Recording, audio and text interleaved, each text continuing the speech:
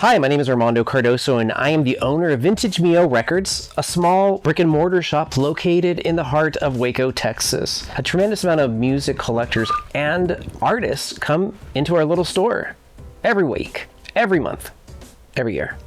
Largely, part because of the Texas Music Cafe, who is literally on the other side of the wall. Now, for those who don't know who Texas Music Cafe, you should. They have been recording some of these talented performers from throughout the world for the last 27 years plus. Now, one of these artists I've grown to know more on a personal level. I consider him a friend. Now, some of you, his name is Joe James. Now, some of you may remember or know who Joe James is, but back in 2019, Joe auditioned on The Voice in front of millions of people. I was one of them. I remember sitting on my couch listening to this talented guy. Now, the reason Joe James is so important to me is because of his story. You know, he overcame a tremendous amount during this time period or shortly after. You know, it wasn't too long ago that that all of us experienced a tough time during the pandemic. This cataclysmic event that changed many people's lives. Through it, some people lost, you know, friends and homes, jobs, family members. For those who did, truly condolences. You know, but during this time period as well, it was a time period that people were searching to heal and overcome some of these obstacles. And oftentimes, music was at the heart of this healing. Now, Joe James' story is incredible. And so super excited to introduce you to him so that you could hear it for yourselves.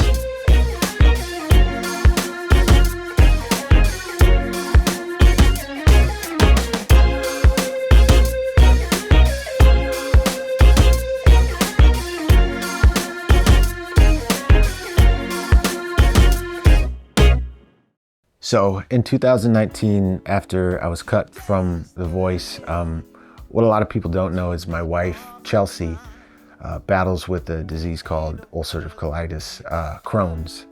And at the end of 2019, she got really ill to the point where we had to take her to the ER, and it was a kind of a life and death situation. And there was a point where I honestly didn't think she was gonna make it, and she was extremely thin and wasn't eating. And luckily, thank God, she ended up making it through that. And it inspired me to write an album called Back Home.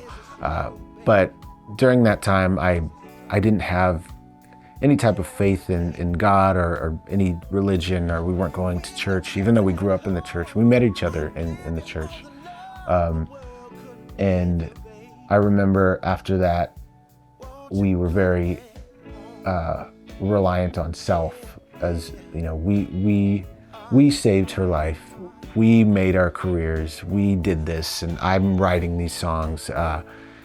But I remember in 2020, which was a terrible year for the world, I ended up releasing this album called Back Home, which was very successful in that time. And it was a message of overcoming, but still I was releasing music for the wrong reasons. It was more for myself. Even using, if I'm being honest, it was even using like my wife in her sickness, even though it crushed me.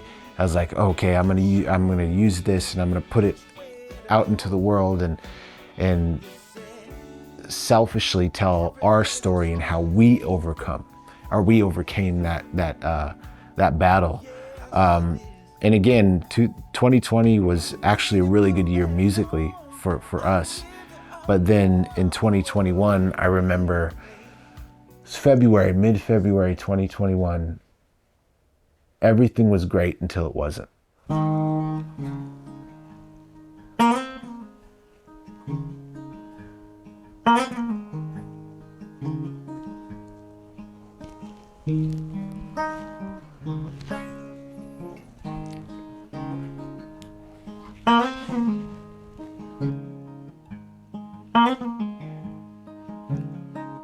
I experienced a depression that I never felt before in my whole entire life. And everything that meant something to me or that I placed my identity in didn't mean anything anymore. Music, something that, as I explained before, was my safe haven and I would escape to. I couldn't hide from this depression or this hopelessness within music. And it just completely crippled me. And I hit rock bottom. And I remember nothing was pulling me out. I stopped writing songs, which is something I'm really great at and I love to do, and brought me a lot of hope. Well, that didn't bring me any hope. And I remember just slowly sinking, having this feeling of sinking, just day after day, almost felt like second after second, I was just sinking into this hopelessness and this depression. It was completely taking over my life, to the point of me contemplating suicide, because I was so numb and so hopeless, and the world around me and the storm around me was so thick and so dark that I felt like there was literally no way out, and I couldn't find my way out. Bring me my wine, 'cause I can't feel it anymore.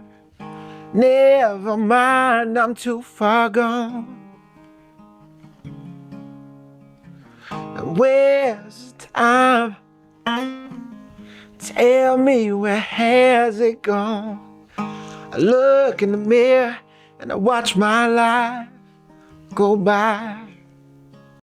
Going back to me growing up in the church, I was hurt by the church and I wanted nothing to do with church or God. And I would say if people are a reflection of God, if these people are a reflection of God, I don't want to follow that God. But I tried everything I possibly could to save myself, which up until that point, I was very self-centered in everything I did. I was my own savior, until I couldn't save myself from this depression and from this hopelessness. And so a couple months went by of me trying to figure it out, trying to pull myself out, and I couldn't. So I took a walk, and I took a walk around our lake here, close to my house, and it was just me and my dog, and I was walking, and I'd been thinking about taking my life. And I remember walking around this trail, and I said, you know what? I'm going to try one more thing.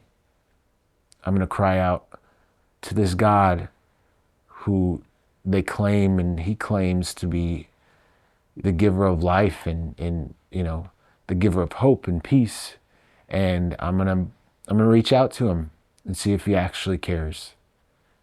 And so I reached out to him in the most untraditional way. I said, God, if you are who you say you are, but I used a couple of words, that, aren't suitable for children's ears. But I asked, if you are who you say you are, help me. And I remember I kept walking, and about 35 minutes go by, 40 minutes go by, and I heard nothing. And my my head is completely crowded with every possible, thing telling me that to take my life. And so my mind was just completely crowded, and it was foggy. And I remember in this moment, everything stopped, and I heard, I'm here. And I fell to my knees because I knew what it was, and I knew who it was. And that was the first time in months that I felt any type of hope or life. And that hope and that life that I felt was like nothing I ever felt before, not with music, not with anything. And I remember saying that very moment, that from this day on, I'll proclaim and I will follow you and do everything unto you. for the rest of my life until I take my last breath.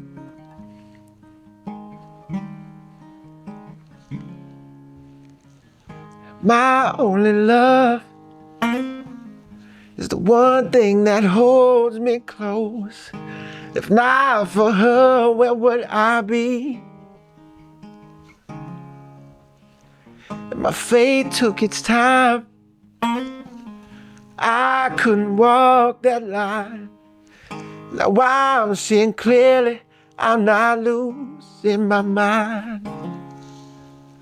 And I know where I'm going now. I know just where I come from. Lord, I am not alone. Yes, I believe in you. You know I believe in you too. Am I just too far gone? Yeah, to come back home. To come back home. The road wasn't easy from there, but man, did he walk with me through the valley. And I was able to find peace and rest in the valley. And I think that's the key to life, is like the mountaintops are few and far between, and we spend the majority of our lives in the valley. So we need to learn to rest in them. And the only way I learned to rest was with the creator of the universe walking by my side through these dark valleys. And I stand here today a completely different man because of, I wouldn't actually be here today. I'd be dead for about 4 years now if it weren't for that one very moment. And he breathed life back into my lungs, back into my day-to-day living, and gave me this peace that surpasses all understanding. And just a whole flood of songs came out of it too. So I wrote an album called Found My Way. And so I'm just very thankful to be alive and to be able to share that story and to be able to tell people, you know, you're not too far gone to find your way. The storm does end. The storm will end, and the light will shine again, you know, and you do have someone who cares enough for you to walk with you through those dark times. Special thanks to Joe James for sharing your heartfelt story to everyone. I hope that everyone enjoyed it. If you'd like to learn more about Joe James, please feel free to visit his website at joejamesmusic.com and support him. Purchase some of his albums. We also have the privilege of stocking his records in our store, where 100% of the proceeds go back directly to Joe. Special thanks again to all the supporters who make Vintage Mío what it is today. You are the heart of our business. If you haven't subscribed also to our YouTube channel, please do so and share our link. Also, if you are local, please, or just in the neighborhood, please feel free to stop by and say hello at 108 South 6th Street, Waco, Texas.